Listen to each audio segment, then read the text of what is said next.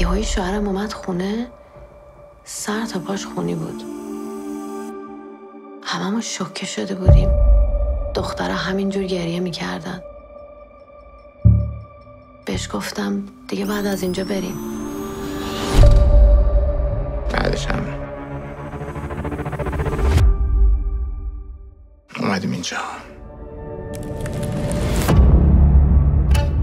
فکر کنم اگه همین داستانو بگیریم تا تهش بریم شاید کار کنه، شاید دیپورتمون نکنن. Här är Iman. Han ska träna med oss idag. آقای کرمزاده رسیده؟ یه چند تا سوال ازش داشتیم. ادش در اومده بود. با حرف بزنی. Ja, det är en varg där ute. Men de kommer nog skjuta en snart. سلام.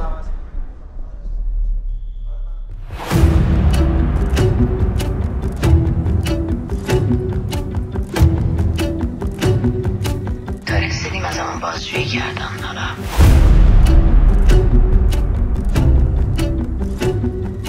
تو فکر میکنی من نمیدونم ما چرا اینجاییم؟